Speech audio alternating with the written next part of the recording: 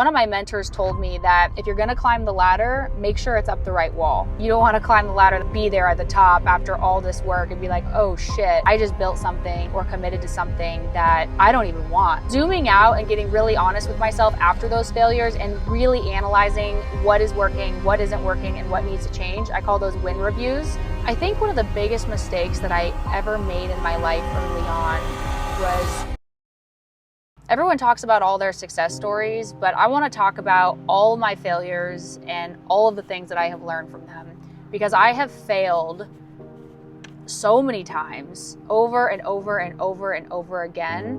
And I think what has set me apart is that I was relentless, and I don't see failures as failures at all. I actually see them as learning lessons. So in my book, I either win or I learn. And there's no better way to learn than through your failures. My friend and mentor, Robert Kiyosaki, actually talks to me about this all the time, is God designed us to learn through failing.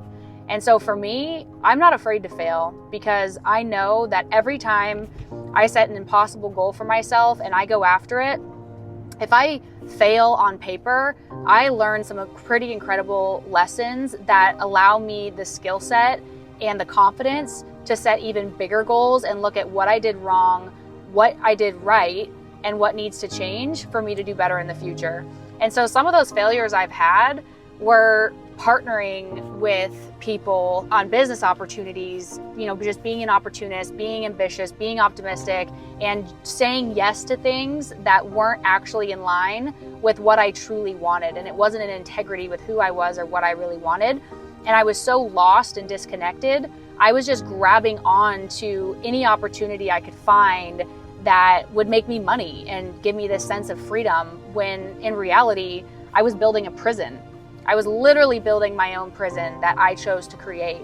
And so just getting into businesses that I had no passion for, no experience in, or real desire to be in, like starting 3 construction companies and starting them with a business partner that I didn't even know, and not doing my due diligence on him, and not just taking his word for everything and trusting that it was all going to work out. And I learned a lot, and I'm really glad I did it. And I lost a lot of money, and I had a ton of employees, and I was miserable every single day. But what I learned was what I shouldn't do and what I didn't want to create in my life. And I think that every dollar I lost, every tear, every sleepless night, having to let down employees, having this chaos going on in the company, I'm so grateful for every moment of that, because it gave me the confidence and the knowledge to go create something that was in line with what I wanted. It gave me, okay, this is what I need to set up as far as an entity structure. These are the agreements I need to put in place.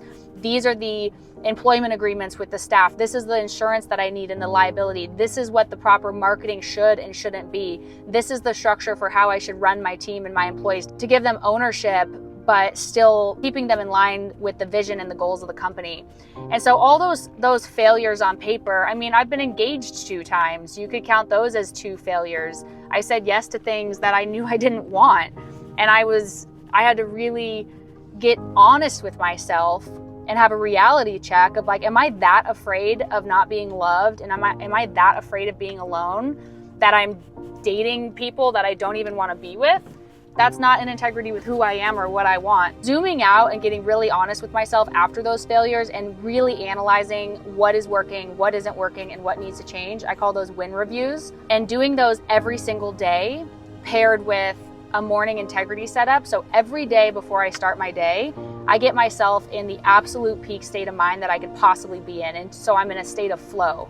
Because when you're in a state of flow, you're 5 times more productive, and things just really go your way. And so those 2 habits have really helped me make sure that I can course correct much sooner before I go spend years or possibly decades creating something that isn't in line with what I truly want.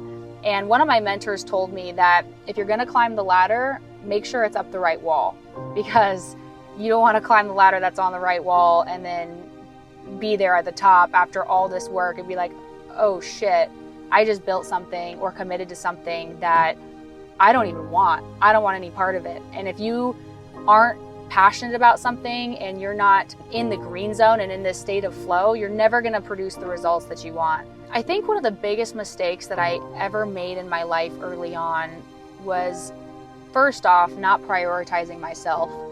I had the wrong intentions for everything I was doing. I was coming from a place to try to love myself, to try to prove to my dad that I was worth it, to try to prove to my brother that I wouldn't amount to anything like he told me. I was just trying to find love for myself and approval from other people.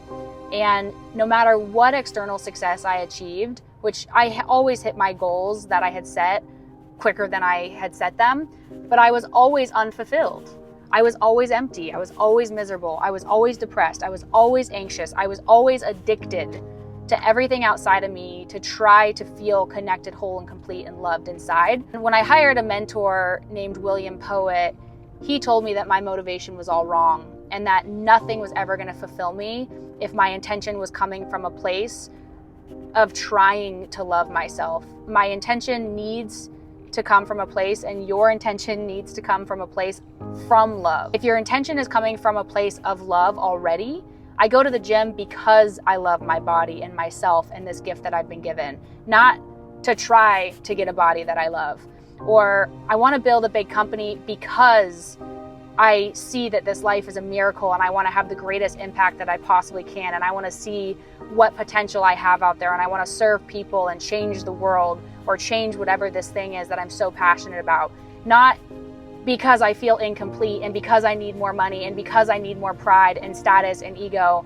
If your intention is not coming from a place of love and integrity with who you really are and your higher purpose, your outcomes are never going to be great because the energy in which you initiated the action is bad.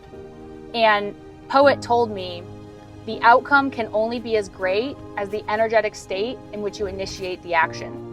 So if you initiate anything in your life from a bad energetic state, whether it's a business venture, a business partnership, a relationship, a friendship, literally anything in your life, if you initiate it with a bad energetic state, your outcome is going to be poor.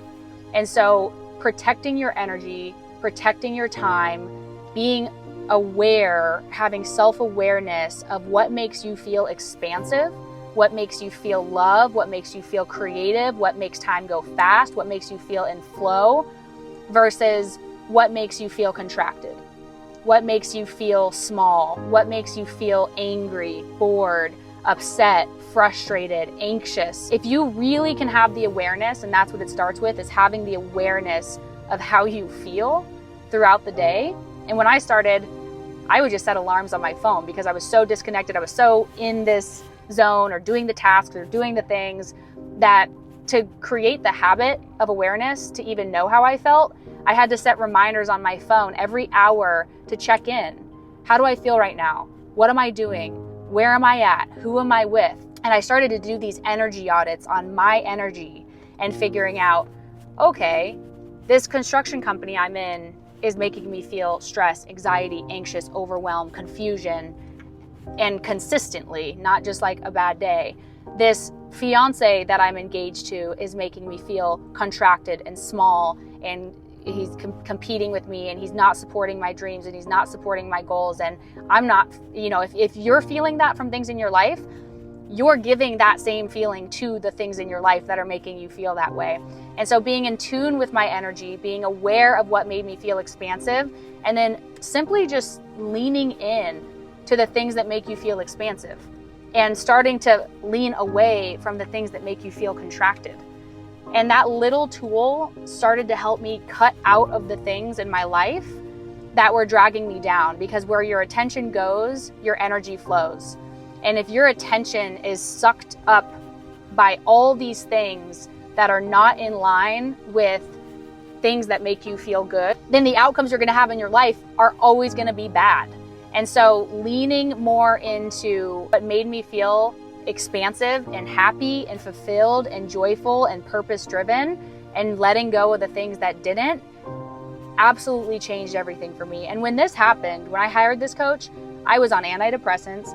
I had everything: OCD, ADD, eating disorders, insomnia. I took a pill to wake up, a pill to go to bed.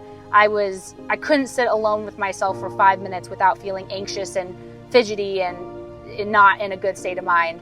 And so that was the most important thing, and meditation helped me do that.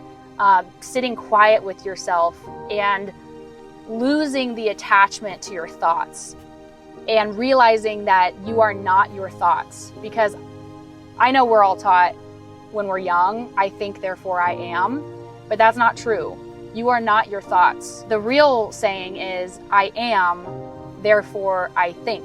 So if you can separate yourself from your thoughts and not let those thoughts turn into emotions and then those emotions turn into actions, then you can just observe your thoughts and redirect your brain. And that's the nicest thing about the brain, is if you tell it to think of an elephant, it'll think of an elephant. 2 seconds later, it might be thinking about my deal that just fell through, I just lost $400,000 on commission, or this employee is suing me, or whatever. But if you have the awareness, you can redirect the brain.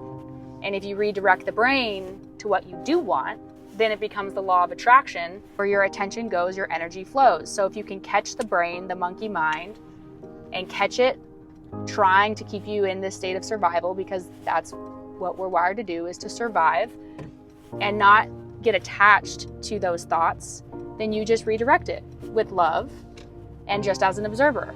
And don't let that negative thought turn into a negative emotion, which will then turn into a negative action.